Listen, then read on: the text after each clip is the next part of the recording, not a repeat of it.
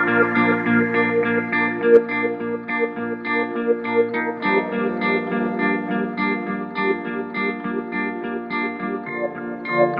gentlemen, the Dean Speaker Series, an initiative of Dean Rajendra Srivastava, is a fantastic platform to learn and leverage learnings from some of the greatest minds in the world. Here at ISB, we believe that the culture of learning through listening finds as much resonance as learning through doing. Today's speaker is a towering personality in the field of marketing, and given that a lot of us in the audience will want to pursue marketing one day, today's insights will prove to be nothing less than invaluable. Without further ado, I call upon Dean Rajendra Srivastava to please come on stage, introduce our guest, and commence proceedings.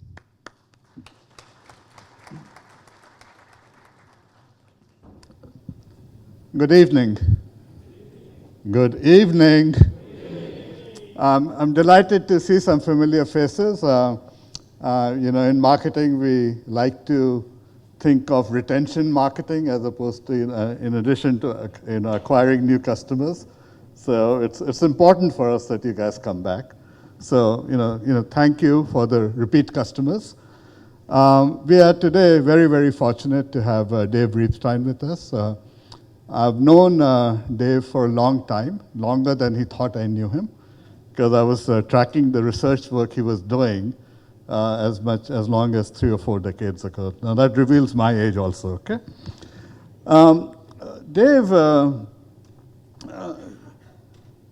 let me just spend a minute on how this engagement tonight came about.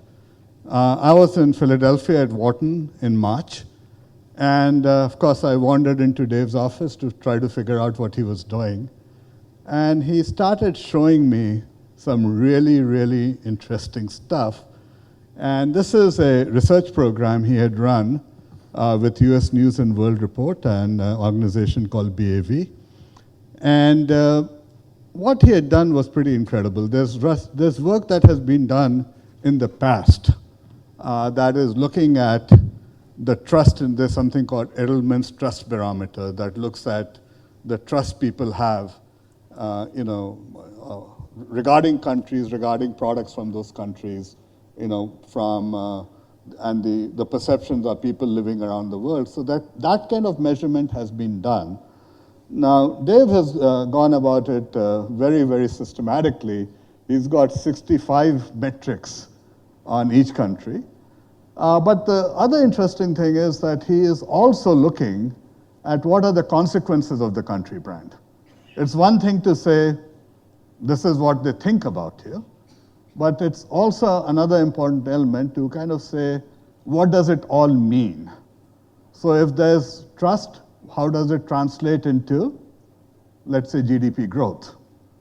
If there's lack of trust, or one of the other 64 dimensions, what does it mean for economic consequences? What does it mean for future growth of the company and so on? So this is the first study that has been done that is integrating perceptions with potential performance.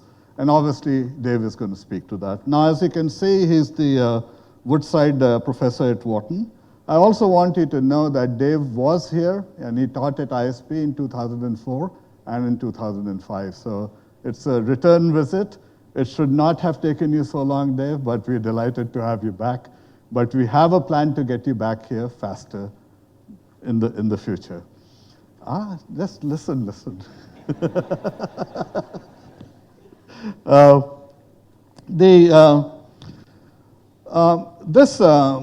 topic that he's presenting, Dave has been at the World Economic Forum in Davos.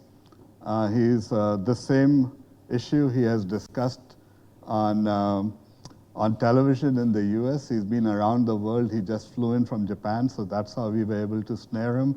So on this topic and on many other topics, he is the guru. He was the head of the executive director of Marketing Science Institute. In my mind, that is the most influential research body in the world. And he was the executive director there, and he organized that place, and he got that going. He also has been the past chairman of the directors for the American Marketing Association. And he is one of those individuals whom I call a triple threat. Those of you who have heard me talk about where ISB could go and should go, I've talked about three things. We need to have thought leadership in research. We need to be one of the best in the education and the teaching part of it. And the third leg of the stool, the first two every university talks about. And the third leg of the stool is impact. Is anybody listening to us? All right? Is the government listening to us on policy issues? Are we having impact on the practice, if you will? And I've always said that we need to focus not necessarily on best practices, but as academics, on next practices. Now, if you think of a bubble diagram with three bubbles, research, education, and impact. And if you think of that three-way intersection, that three-way intersection is what I call the triple threat. So please welcome Dave. He's wonderful, absolutely wonderful on all three dimensions.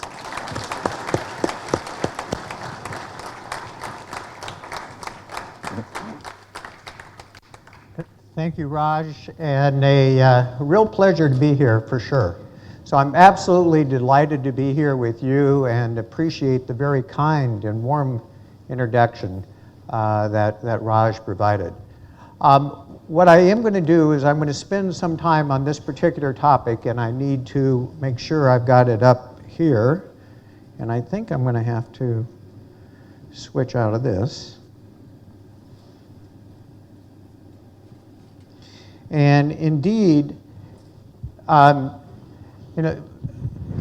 mentioned I was here before. I will tell you actually that my first time to be here in India was in 1991. So I came in 1991. In 1991, again, reiterating how old or how long I've been in this profession, in 1991, I was the vice dean at the Wharton School, and I was the dean of the graduate division. And one of the things that I did was I said, we need to get our students out and become much more international. And I took a group of students to Japan. 1991, Japan was thriving. But I also said, if there's one other country that we need to visit in the world, the one other country that I think we need to visit is India. And so I came to India then. And India has been something that has been sort of very, very mystical to me, and something that's very, very exciting to me. And for me, it was a dream to be able to come here. And I came with this group of 46 students, 6 of them were Indian students, and they had all this family that was very well connected here. One of them had an uncle who was the then finance minister in 1991. And so we got a chance to visit with the finance minister who subsequently became your prime minister. And we met with most of the Indian cabinet, and we toured around to various different cities that I have up there. And that, for me, was my first exposure to India. I came a couple other times to India, but I came in 2004 and 5 when I had a chance to teach here at ISB. And I was tangentially involved with ISB when it originated. And I talked to some of the originators and spent some time sort of advising, given I was coming from a role of being the dean of the graduate division at Wharton. And then I had the chance to come and teach here. And for those of you who are students here, congratulations on being students here. For those of you who are faculty here, congratulations on being faculty here, because you have a chance to work with the ISB students. And I will tell you, having ISB students in my classroom challenged me. And I found it a real thrill and an opportunity to actually be with the students here. And this is just a wonderful, wonderful institution. And some of the best and hardest working students. So I'm not saying that just for the dean who's here, but for all of you, congratulations on that. And it was a real thrill, so for sure. for sure. Now, when I was here, I thought, well, I'm going to go to all the places that I've been before. And I also said I hadn't been to Chennai, and I wanted to go to Chennai. And then I also thought, well, what I wanted to do is I wanted to go to Nagahole National Park. And I went there because I was told it's the largest tiger preserve in the world. And I thought, boy, that would be really exciting if I could see a tiger, because I've never seen a tiger in the flesh. And I went and I spent 2-3 days there, and what I saw was a tiger print. That was all I saw the whole time I was there. I saw several elephants, of course, but that was it, of what it is that I had seen. But I didn't get to see the tiger, so that's still somewhere in my future. But I'm going to talk about a brand of a nation. But before that, I'm just going to talk about brands, because I need to do that to make the transition for us to think about a brand of a nation. And by the way, one of the things I should point out to you is your dean is an expert in marketing and an expert in branding. And I've learned a lot from him. And so you've got an incredible resource that's here. And when I think about a brand, what a brand is, and all of you know this, is it's an association in consumers' minds or in customers' minds. We have an expectation. We see a brand, we see an Apple logo, and we think, you've got various different thoughts. I had a discussion about, should I get an Apple phone or should I get a Google phone? We have various different images of what it is that it's going to be. Actually, the discussion was, Google, I think they do great work. That's what the comment was that I heard. And their new phone ought to be good. Well, there was an expectation, an image that she had when she thought of the brand Google. Others, an image when you think of the brand Apple. Okay, we have an expectation that's there. That's true for all brands. And you could come up with various brands where you have some of those particular expectations.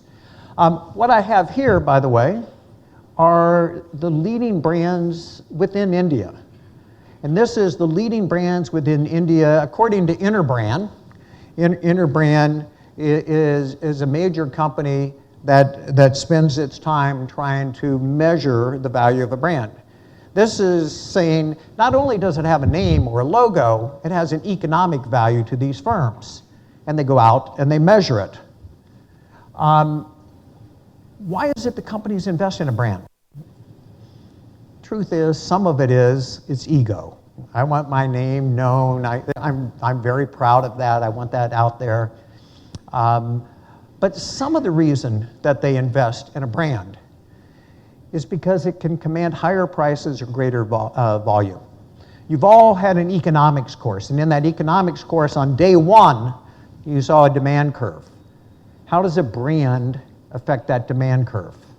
What it does is it takes that demand curve and it shoves it out, allowing the firm to either charge a higher price or more volume.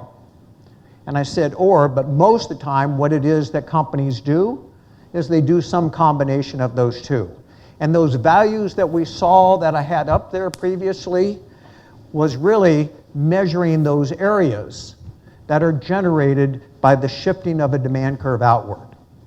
Now, that said, we could think about any brand and know there are some associations of that. How about the brand of a nation? Does a nation in and of itself have a brand? Or is it only for products? Well, we know it's not only for products because ISB has a brand. And the question is, what's the value of that brand to ISB? And part of the answer is ability to attract some of the best students, ability to attract some of the best faculty, ability to attract. But there's a brand that happens for products, for institutions, for nations. And that's part of what it is that ends up happening. So a nation has a brand.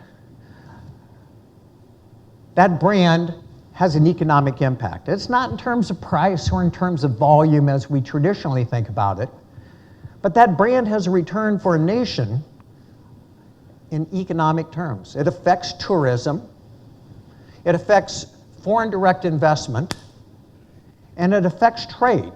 And all of those things are directly affected positively or negatively by a brand. So that's a notion that I've been working on for a while. And I finally was able to go out and collect some data on that. But how does it affect it? Well, when we think of shoes that are from Italy, we think they must be stylish and we're willing to pay extra for it. When we think of wine that happens to come from France, we think, oh, it must be superior wine. I'm more likely to buy it. Or cars that come from Germany must be really well engineered. And so country of origin has an impact on people's willingness to buy and how much they're willing to pay. And that has an impact on the foreign trade for a country. And so we see that particular impact that's going on. I have a student who graduated last year who started a company called Harry's Razors. It's a razor blade company. I'm obviously not in their target market. But I started, and by the way, the company's doing really well. They deliver razors to your home. I listened to some of their ads, and their ads advertise German engineered. And I'm thinking, wow, that must be a great razor. And then I think, wait a minute, what is the engineering of a razor blade?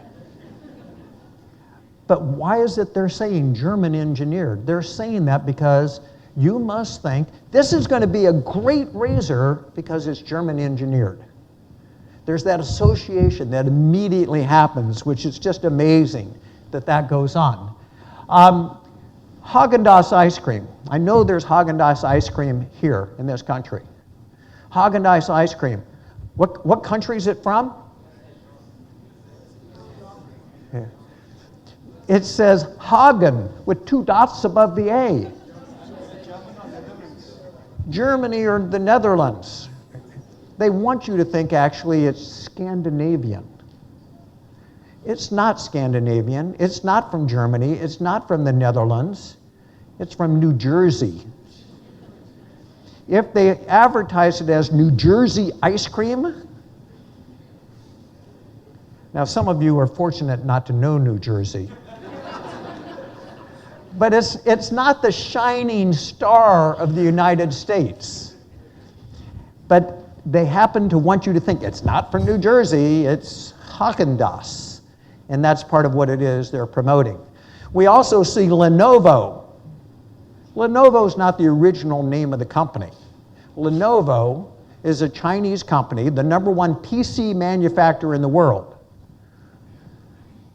They changed their name to Lenovo. Why? Because if you thought it was a Chinese company, you may not want to be storing your data there. You may not think it's reliable or of high quality. So they changed their name to Lenovo. By the way, I think Lenovo to me sounds Italian. I sort of hear Lenovo, like it's but they don't really advertise, hey, we're Chinese. That's not what it is that they communicate. So I went off and I did this best country study that Raj referred to. And I'm going to describe it to you. I got support from BAV, which is a division of the largest communications company in the world, WPP, conglomerate, and from US News. I got them to pay for it. In exchange, they have access to the data as well. And US News publishes a special section of their website, special issue, on best nations. Turns out it is today the most trafficked area on the US News site, biggest circulation they have. What we did was we did a survey of 16,200 people around the world. A third of them are business decision makers. A third of them are what are classified as educated elite, highly educated, high income. And a third are the general population. I have data for all 3 of those groups. I'm going to show you data tonight on the combination of all three of those, but we could break it out separately. I took that sample and I measured perceptions across 65 attributes or dimensions of 60 different nations. Why 60 nations? Because 193 is too many. And I took the top 60 as defined by tourism, foreign trade, foreign direct investment, and Human Development Index. You had to be in the top 100 of all four of those indices, and that was 60 countries. I took those 65 dimensions and I grouped them into 9 dimensions. And I'm going to show you those 9 dimensions. You see them listed here. What's shown in parentheses is the standardized correlation of those dimensions. That is, the correlations of those dimensions all summed up, and now here's the standard or relative level of correlation that exists between these dimensions and GDP per capita.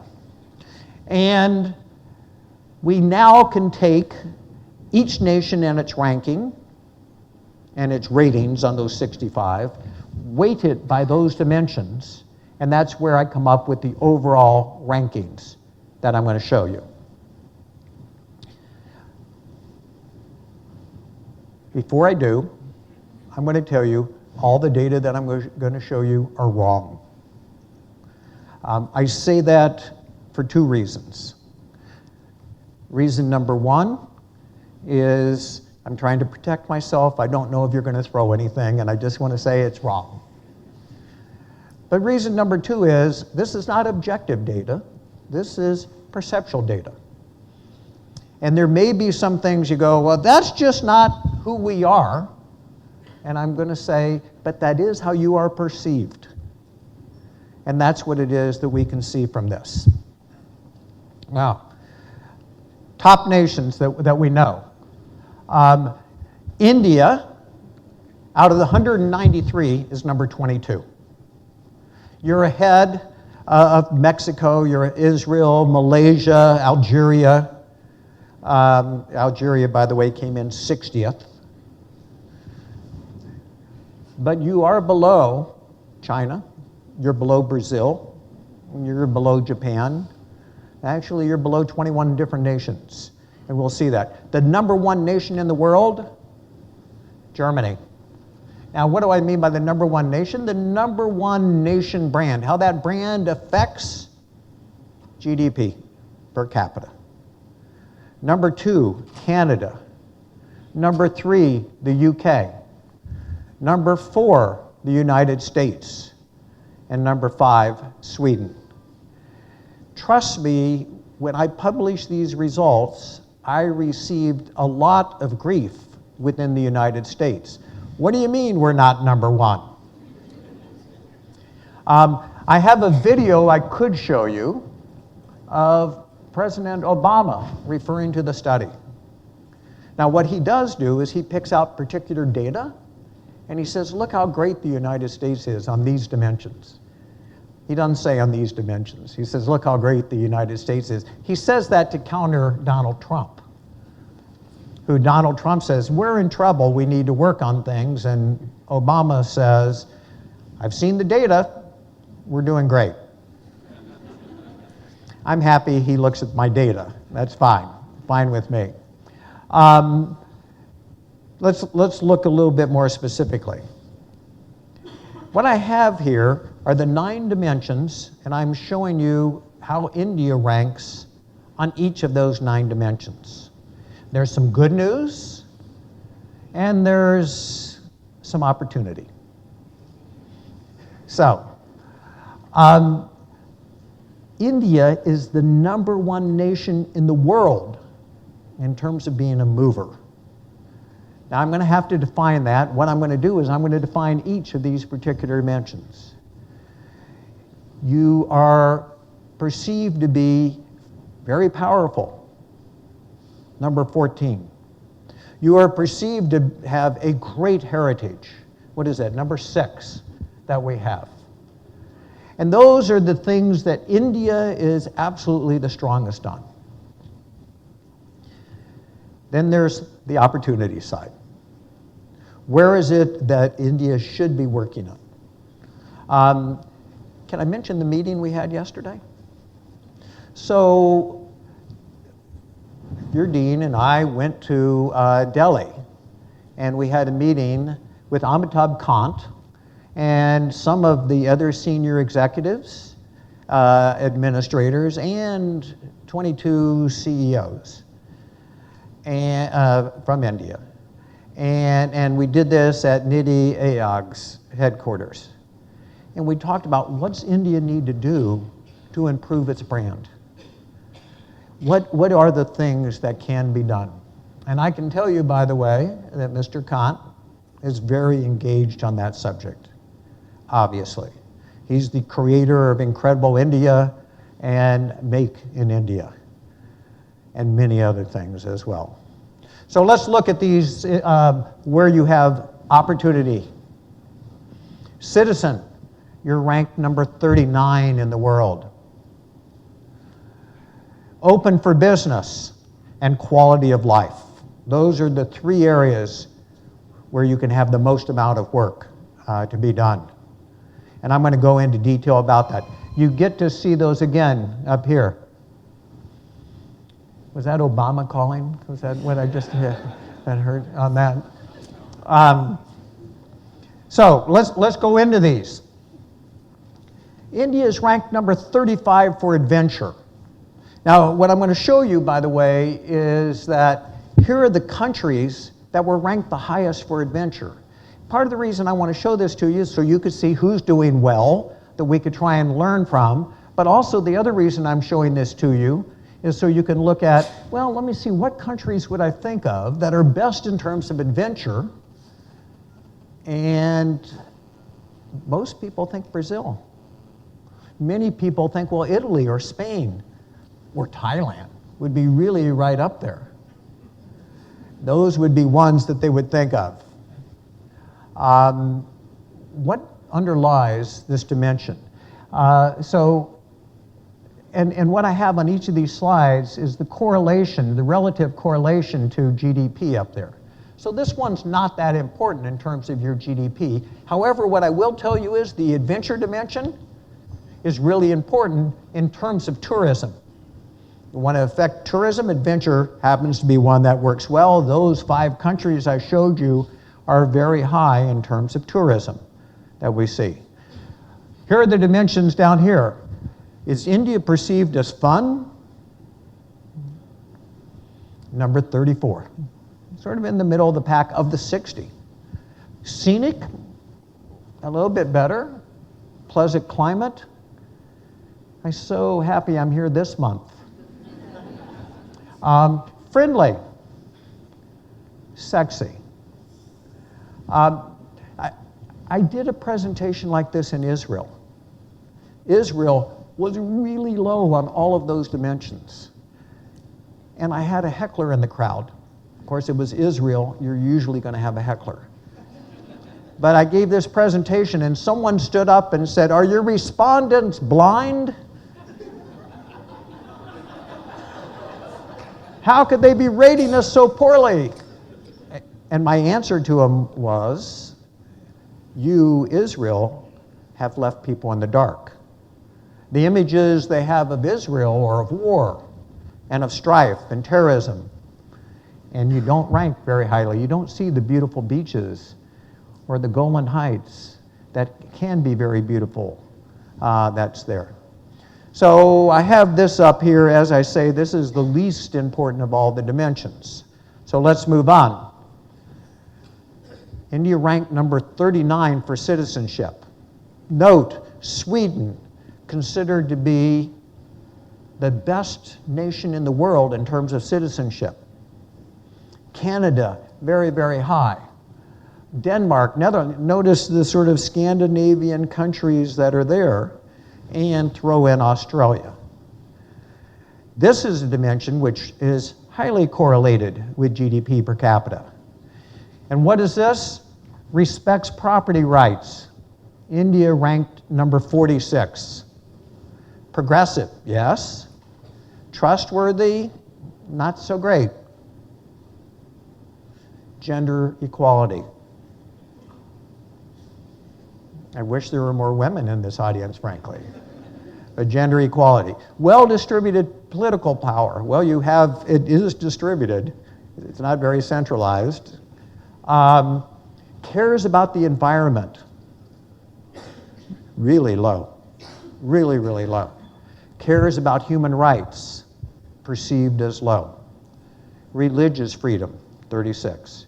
So if one said, I want to work on citizenship, one could start worrying about these dimensions here, or on IP protection. That's not a new theme, the IP protection for you.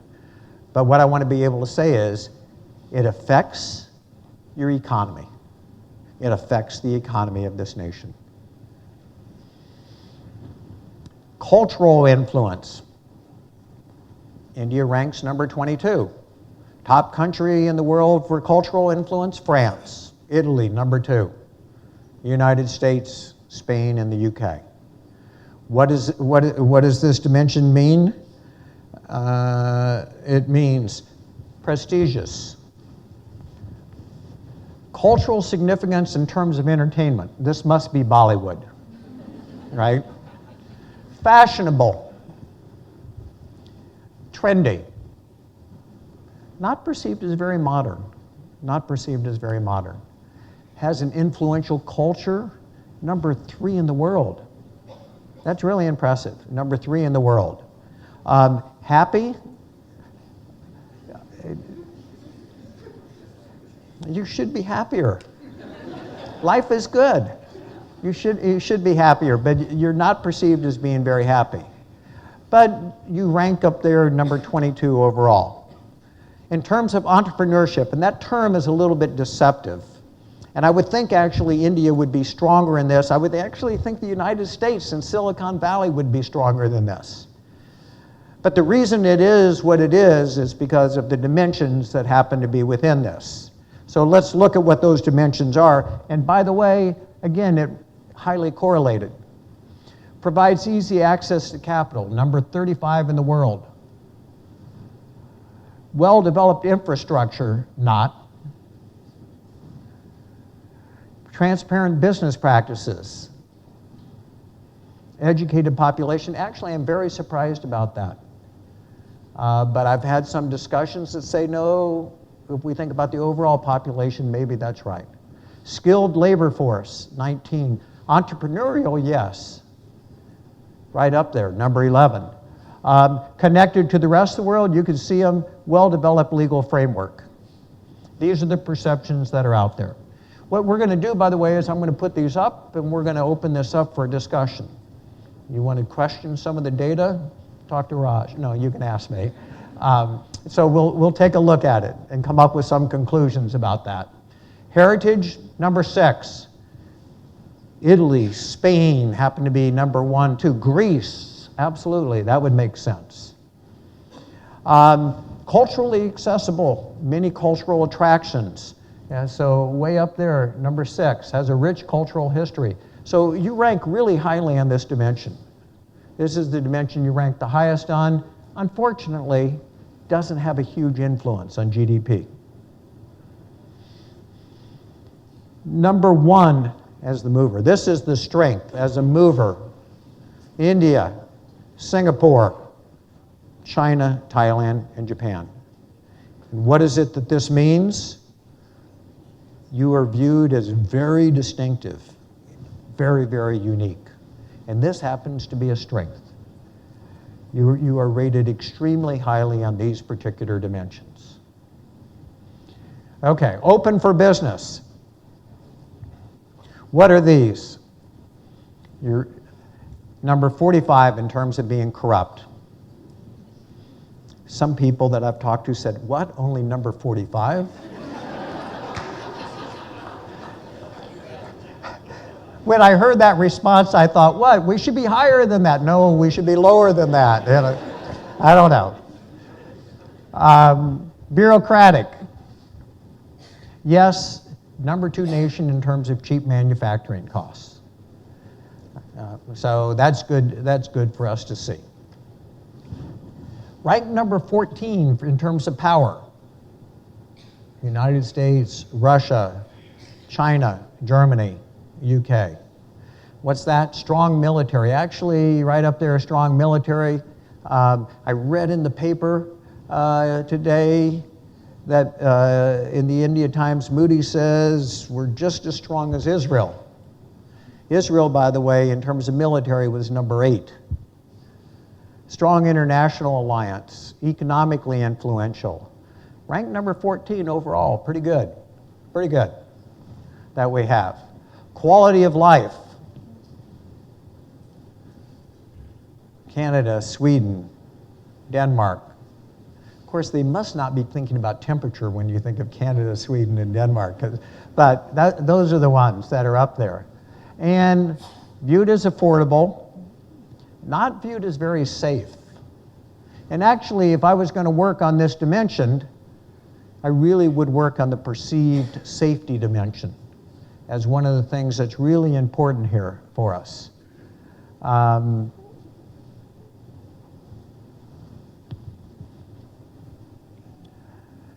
I looked at all my data from 16,200 people, and I said, you know what I could do is I could look at each country one by one and see how the respondents from that country rated that country versus how the respondents from the rest of the world rated that country. Out of all 60 nations, what country had the biggest deviation from how the rest of the world viewed them?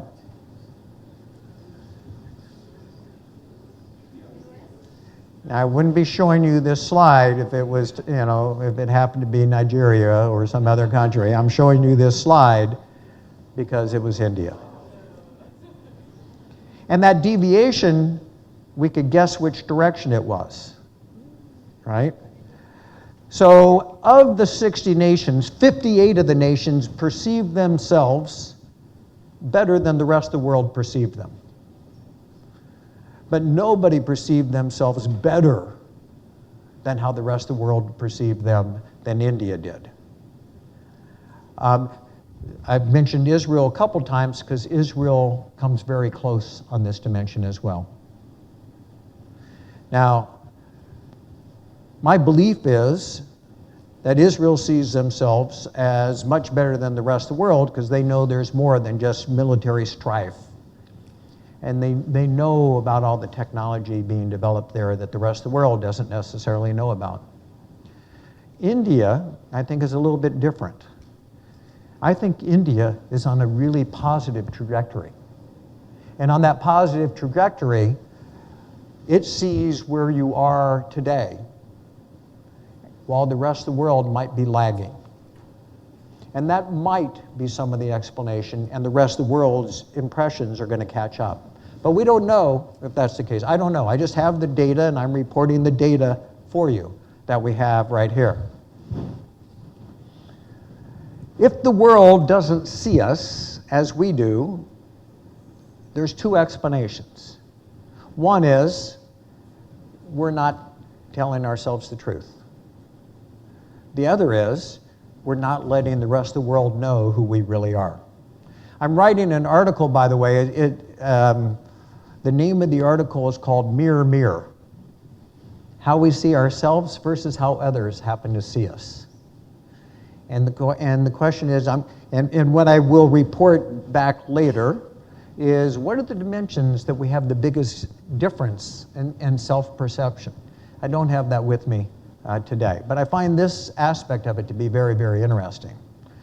So, if we have negative perceptions that accurately reflect who we are, then what it is that we need to do is change policy.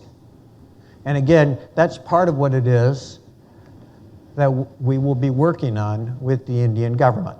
What policy needs to be changed so that we can have real change in who we are and hope that the perceptions follow.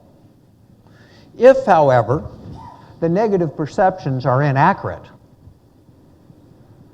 then what it is that we need to do is change those misperceptions.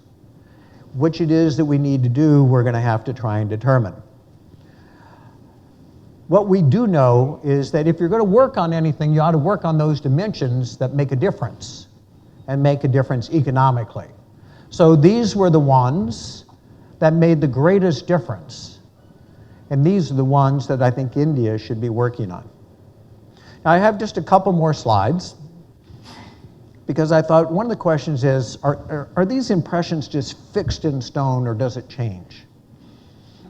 I'm supposed to be in the field right now doing the next wave of research. So the commitment that I got from WPP and US News was a guarantee of doing this research at least every 3 years. Or excuse me, every year for 3 years, with an option to go on beyond that. I anticipate that the UK is going to go down. And I think they're going to go down, if nothing else, but for the Brexit vote. Germany, with the Volkswagen scandal and with the influx of immigrants,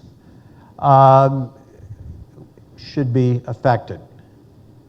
Russia, having invaded the Ukraine, will affect its impressions in some parts of the world.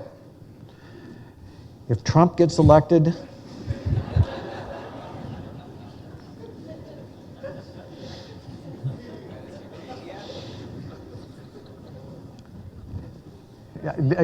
don't get me started on this. Don't get me started on it. Brazil with the Olympics. And actually, one of the things that I'm really interested in is, how does sports affect a nation's brand?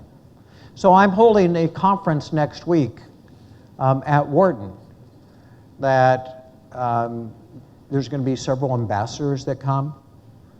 There's going to, Amitabh Kant is coming, as well as the Indian ambassador, to talk about nation's brand.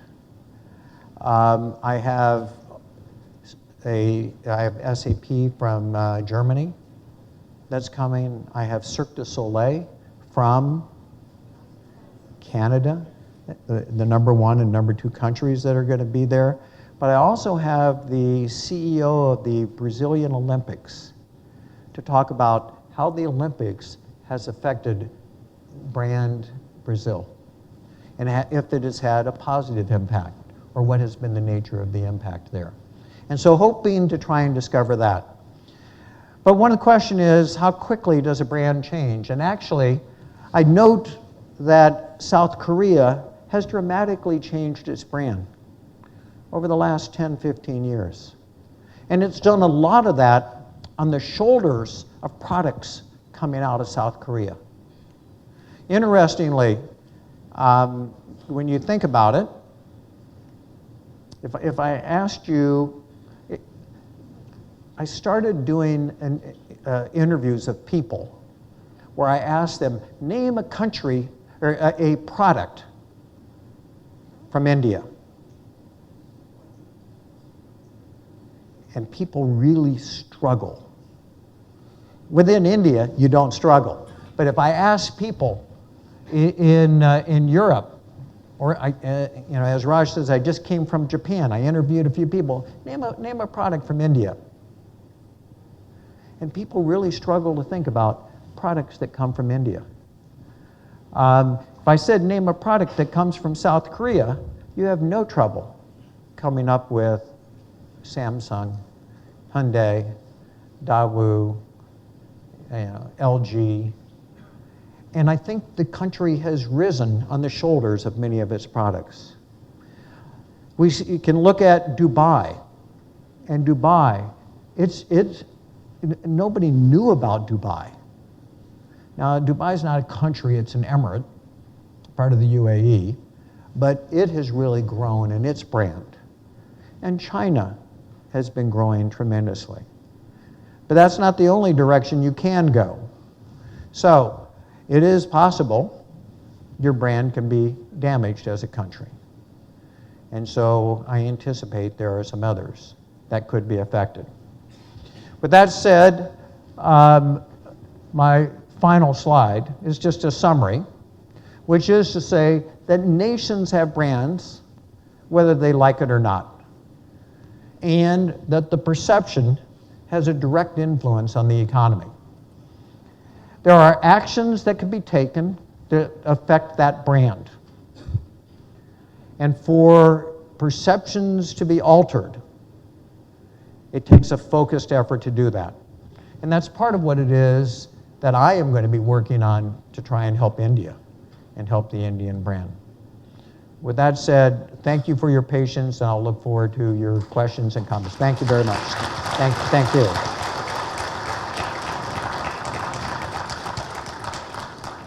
Raj, are you going to join me up here?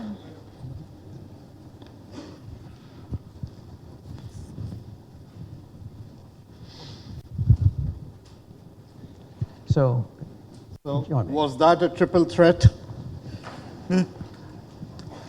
All right, so the rules of engagement are that I'm going to ask a couple of warm-up questions, and then we're going to turn it over to you guys. And if you don't get engaged, we will have to start doing some cold calling. So, Dave, this is something we talked about when we were in Delhi, and I wanted to relate the story once again about my nephew in 2005. He was shopping for a television set for his Nana. And so I told him, buy Samsung. Samsung is a better product. It's more technologically update. In fact, the Sony that you want to buy is actually made by Samsung. And it's cheaper, 15% cheaper at that time. So I said, Chacha, I can't do that. Why can't you do it? Nana will think I'm cheap. So this was Samsung in 2005. Samsung today, in many parts of the world, sells at a premium. Samsung at that time was not in the top 50 brands globally. Today, Samsung is ranked about number 6 or 7 last time I saw it.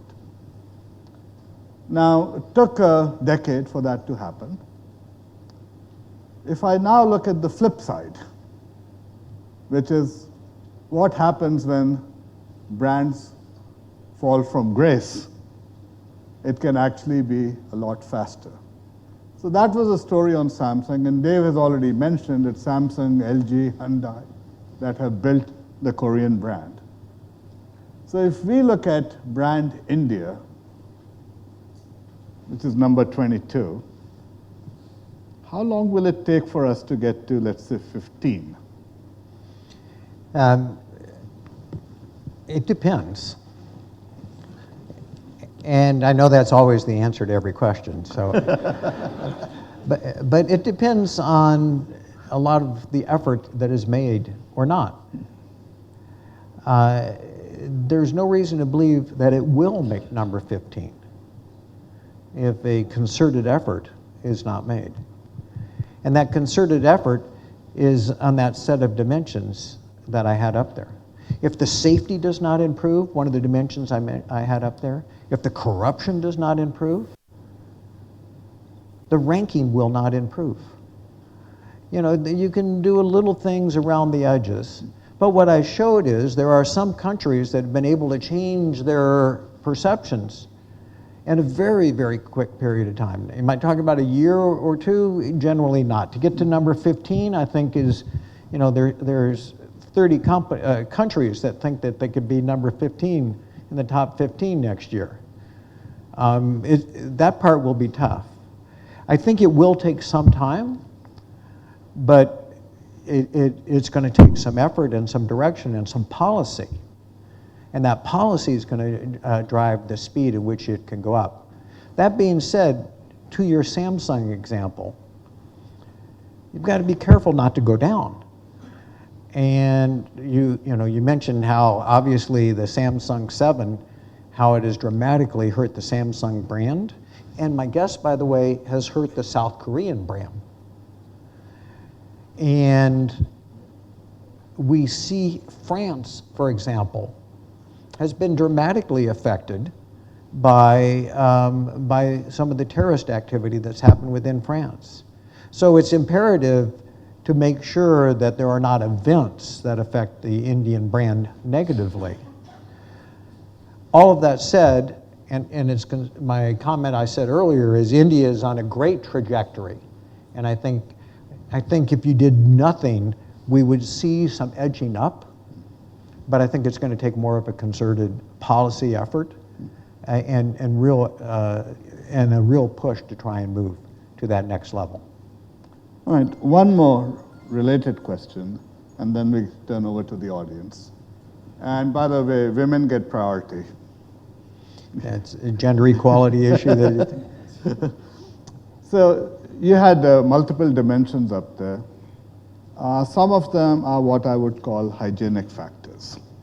They need to be taken care of before, or in my opinion, they need to be taken care of. And there are some that are, I would call, attraction factors. So A hygienic factor might be safety. It might be business conditions. Are we ready for business? The attraction factors might be movers, dynamic. Right. So in your experience, you've been through Japan, you've covered other countries as well.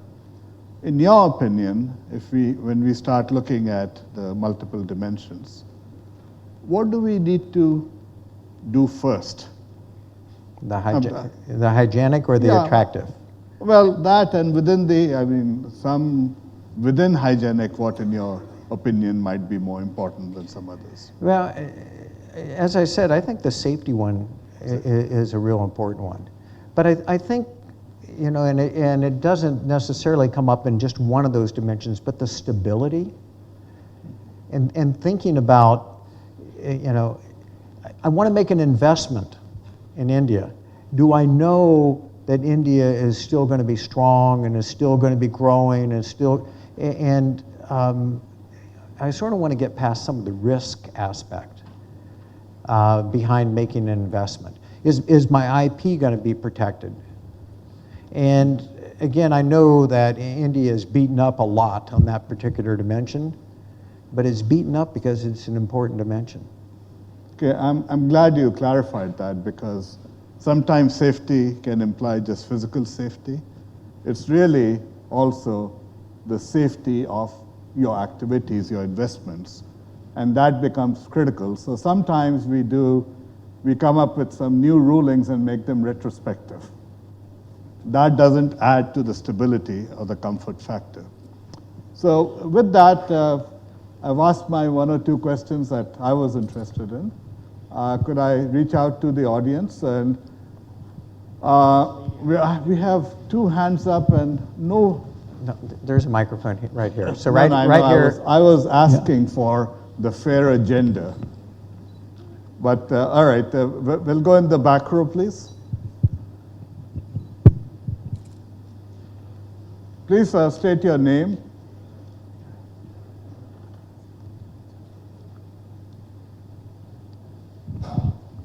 Hello?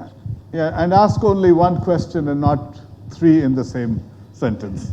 Actually, if you ask three, I could pick out which one I want to answer. So that's a bad. Okay, I'll start with one. My name is Vaibhav. I'm a student in the class of 2017. You just mentioned about IPR rights and how India is beaten in that rank. There is no parameter where countries are judged on their ability to respect other countries. Like recently we saw China in the South China Sea, and at the same time India in the Bangladesh, where India respected the UN Convention Law of the Sea.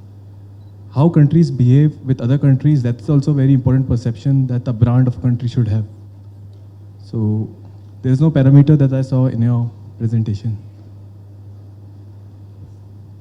So the question he's asking is that you've got 65 parameters, but he didn't see anything specific regarding how country X behaves with respect to country Y. The example being China and South China Sea and India's relationship with Bangladesh. Yep. How does behavior of one country with respect to another impact? So you're right, I don't have that data. And so it would be interesting to see as there is activity between countries, what's the impact of that? I will tell you an aspect I'm very interested in. I want to write an article called The Cost of War. We often think about when there is a war that we talk about the cost of war in terms of number of lives lost and the cost of all the military. But I wonder what the cost of war is to the brand of a nation. And your question makes me think about the cost of the war to whoever is the aggressor and the impact on the country that's aggressed against. And your South China Sea made me think specifically about that. So it'd be a really interesting question to which I don't have that data. I have more of the outcome data than I do the action data. And so the next level of what I want to do is I want to know what are the things that we do, what are the activities that happen to affect the brand of a particular nation. But I don't have the data to specifically answer your question. I have a question here. If no lady is volunteering, I'll ask the question. Right here, sir.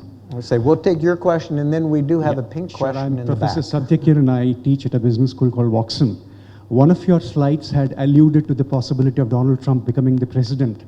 I recall the wise words of Winston Churchill, which he told Harry Truman in 1945. He said, "The Americans always do the right thing, but only after doing everything else." Hopefully, when the election results come on November 8th, America will elect the first lady president and not the first stand-up comedian as the president of the US. My question is, the last two presidential debates have been extremely acrimonious. They have pointed to the fact that America is becoming very bipolar, it's becoming very xenophobic. My question is, because your research has been fairly on similar lines, what has been the impact of the presidential campaign over the last 1 year on the brand equity of America? It's a great question, and I'm glad it wasn't a specific question about Donald Trump. So the third debate is tonight, and I will be losing some sleep staying up to watch it, and I'm sure I will lose sleep after I have watched it. As I said, I've got a commitment to collect data for the next 2 years at least. I was supposed to be collecting that data now. The data are going to be collected starting November 9th. And the reason for that is wanting to get the impact of the election. But your question is about the whole primary process.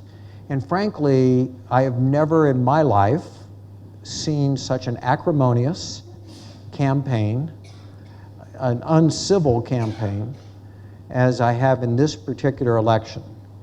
And I've got to believe that overall, it has had a negative, whoever wins the election, the process itself will have had a negative impact on the U.S. brand. And so if the U.S. falls in my next survey, I will not be surprised. If it does not fall, I'll be shocked. And I attribute that almost entirely to the election process and the campaign that's gone on. So I think it's a real good point. We had that question in the back, and you now have a microphone. Yeah. Hello, my name is Gurvinder, and my question is, how easy it is for nations with favorable image to transfer positive image enjoyed by products like nations like South Korea to services originating from these countries? Is it an easy job, or it takes as tough? Is it as tough for them? So what are your views? So again, a little interpretation on I that. think the question I believe you're asking is, if you have a positive, favorable image, if a country has a favorable image. Product image. I'm How sorry? Those countries who enjoy a favorable product image, how easy it is to transfer it to the services? Oh, okay.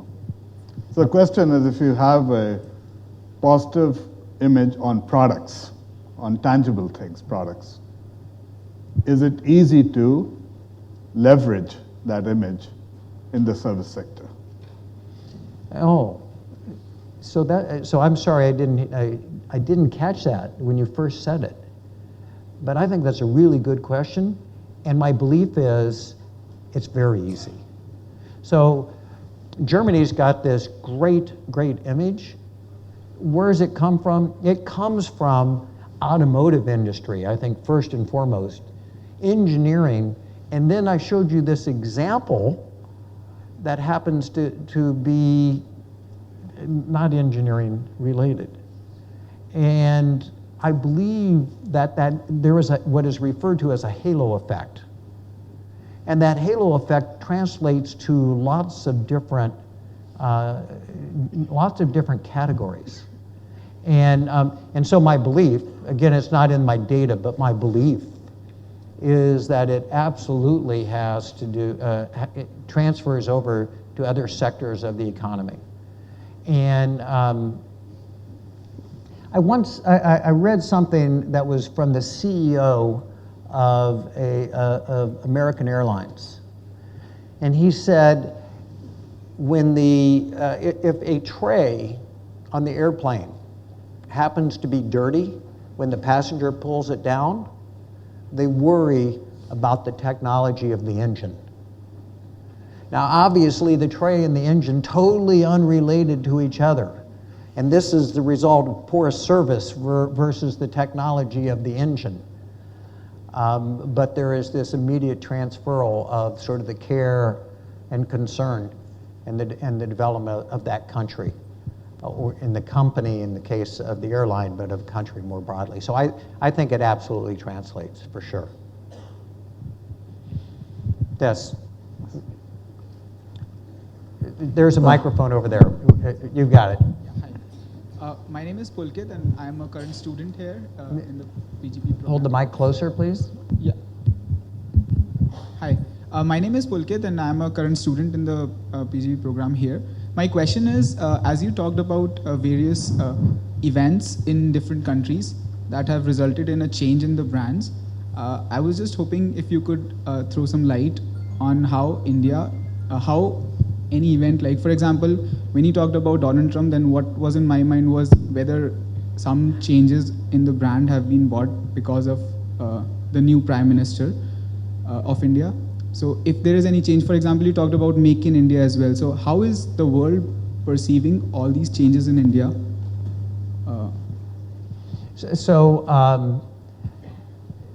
First of all, let me say something very briefly about Make in India, which is that I happen to love the campaign, because often the visible campaigns that we see are aimed towards tourism or foreign trade of this product is made in Japan or made in China.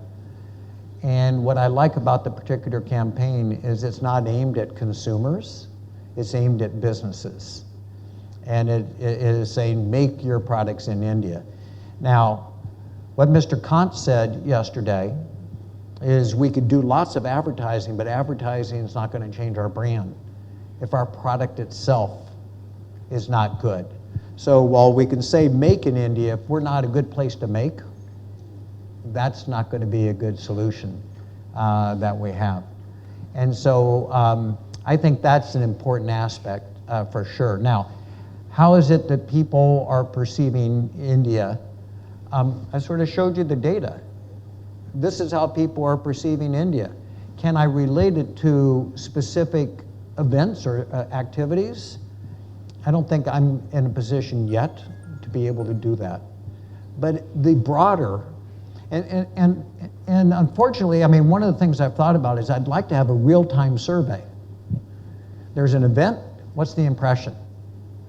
Versus an annual survey where there's 365 days of events.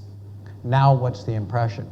And what I'll say is I've got the more macro view, and I don't have it down to the micro view yet.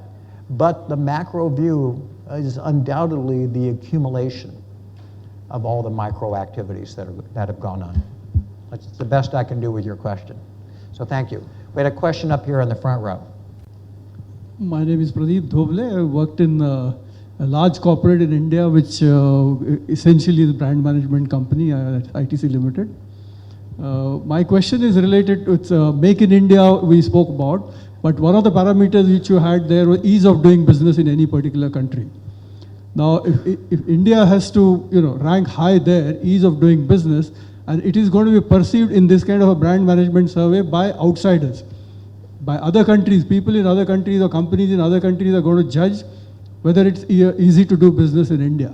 Now, if you improve your ranking there, that means if you make it easier and easier for the foreign companies to come and do their business in India, your ranking there is going up. But at the same time, you're making it more difficult for the Indian companies to create Indian brands. So the image of the country is going to be decided by Indian brands. You are encouraging all the foreign companies to come here and strengthen their own brands. What is going to happen to people or companies which are trying to create Indian brands? So in short term, which is right, in the long term, which is right? That's my question. Yeah. So what you have basically said is there's going to be more competition inside of India. I see that as absolutely part of what's going to happen. But I would hope that as companies make things in India, that India makes an effort to make it known globally what is being made here, so that it will help shape some of the image abroad. Now, your question is a little bit different than that specific. So as you have more companies that come here, it's going to have some impact. And actually, I want to hear Raj's comment on this too. And it's not often you get to cold call on the dean, but I just did. But as you have more companies that come here, more expertise, attracts more talent here, of which you're going to have to compete for it, but it makes it a more viable market overall that happens to be here. And I think there's some competitive aspect, but there's also some positive aspect in terms of bringing talent and prosperity to the area. And that prosperity are consumers that could be buying products that are made in India by India companies. And I think that could have a big positive impact. But Raj is more of a macro guy than I am, so. Well, it's the saying is, if you put two academics in a room, you'll have three opinions. And so I disagree with that. maybe five. All right, so let me put on the hat of an Indian entrepreneur or an Indian company. This ease of business, of doing business, actually impacts Indian companies as well. And in my opinion, let's say if we look at the Startup India campaign, it is not the initial investment that people are that the government may be willing to put in to help Startup India. I think removal of barriers to success, ease of operation, doing away with, just making life simpler. The GST program will make life simpler. If you're an entrepreneur with 11 employees, it's tough to do business when you're looking at multiple tariff regimes. So in my opinion, ease of doing business is actually going to help Indian companies. I jokingly tell my friends that the reasons why Indians are so successful outside of India is because we learn to be creative and very innovative and entrepreneurial in India because we have to be. Then we go to a place like Singapore or the US and say, hey, this is easy. Okay? So now I think it is really important, not only for attracting foreign direct investment and so on, but it is really important for the Indian companies, the Indian startups. So that's. I like your answer. I like your answer. So, yeah, yes. Hello. We'll take the front row and then we'll get to you next. I'm Kali Prasad, partner of Ernst & Young. As India, we are almost, I think, dominate the services sector. All is outsourcing, research, the top talent globally. But in your weightage in rankings, these don't have any mention anywhere. Like there's no other country which does as much as India. And we compete with globally, we win everywhere, both in all countries. But that is not being reflected in your ranking. The services sector. Every company worth the name in the world has a back office here in India. Why are they coming to India? Because we excel in services sector. Research. Even if you Indian brands like Infosys, Wipro, TCS, HCL, all these companies are also, they dominate globally in the service sector. But in your ranking, I don't see any factor which is actually having any impact on this perception of the country. I just wanted to take a view on that. Have you looked about this one? Do you want me to answer it? It's your data. It's my data. So do you have you want to help me with the question? Because I could. Yeah, I think the question is that, Indian companies, they have been very successful, particularly in the service sector, especially the IT service sector, but now increasingly, for example, healthcare services. And so if we look at it in terms of sectors, India has been very successful. But what he's saying is in the measures you have, the 65 measures, they don't deal with the specific sectors. Well, or the dimensionality of service orientation of a nation. Is that what you meant? Absolutely. Okay. Okay. So thank you for that interpretation. And you're right. I don't have that. So I could start looking at the differences by service sector, and this is, my only answer is it's more macro than that. And there's, I need to break it down by industry and the impact on the industry, which I think there are ways we're going to be able to start to do that, and to look at this, and it relates back to the question of the service sector as it applies as well. And most businesses, by the way, both have physical product and services. So I think it affects those two in combination. Not only that, actually, when any company like Apple wants to do research on their Apple Maps, so they came to India to set up the entire center there. So when they are evaluating, they are looking at 10 countries and deciding this is the best country. So there is some perception about India and the services sector. Okay. Globally. So that is, so I don't see reflecting in that your measurement of the... So that actually relates to the question about services overall. And I think these results apply to, hiring people for R&D, hiring people on the service sector, and whether or not, as we're doing that R&D, whether or not it's going to be, go through all of those dimensions, all of them apply equally well. Now, my guess is there's nuances that differ by industry, but I'm not going to back off of this data as it applies just for doing, Apple research on some of its technology, for example. I think it applies there every bit as much so.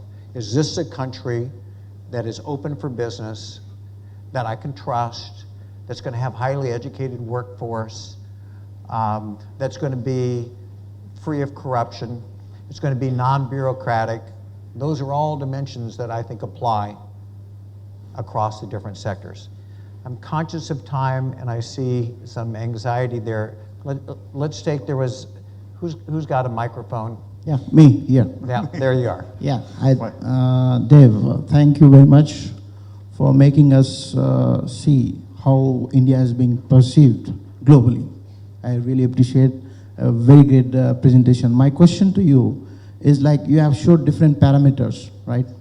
And each parameter, if we could give 0 to 10 a value based on those parameters, if any country want to go from a negative ranking higher up to the positive side of the ranking, if we have this valuation given each parameters, so they can focus on which is the fastest way to go from a negative ranking towards a positive side. for any country? If you can give. So actually, I didn't do it on a 0 to 10 scale. I did it on It's just an example. I did it on a 0 to a 100 scale. Oh, that's great. And so I saw the weights. I had the weights up there. Oh. And the weights were what it is that I showed on each one of those factors. And those would be the ones that should be worked on the most and could get us there. What I'm going to produce, I'm coming back here in January. What I'm going to produce before then is if India could move from number 45 on this dimension to number 32 on that dimension, and it actually relates to the first question that the dean asked me. How long is it going to take us to go from number 22 to 15? And my response in a very academic way is going to be, how long is it going to take you to move from number 45 to number 31 on this dimension? And I will be producing specific dimensions. You move this dimension so much, you're going to move up the rankings. Okay, that's great. Thank you. That amount. And so that's exactly what it is that you're asking. Yeah. And that's exactly what it is I'm Thank going to you. deliver. So thank you. Hello. That will Professor have to be David. absolutely the last question. Last question. Yes. So my name is Vijay K. Reddy. I work for Wipro Limited. My question relates to brand name movers. So India occupied #1 slot in movers. And what actually it means by movers? Does it refer to mobile people? Or what factors that contribute India to occupy #1 position in movers? Thank you.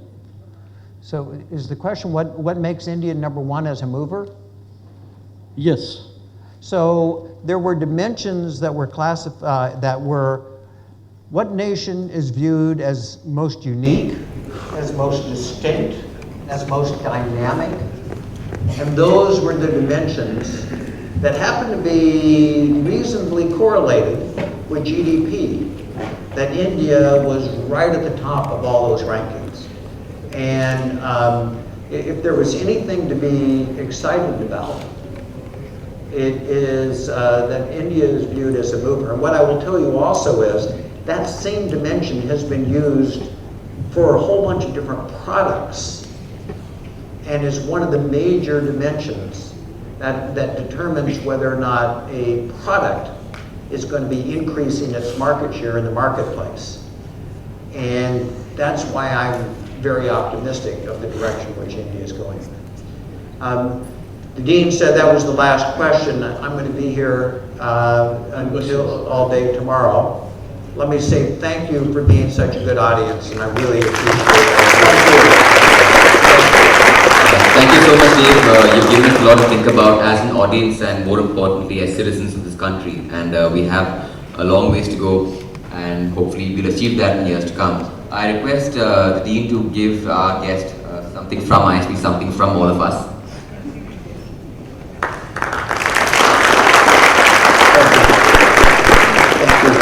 My pleasure.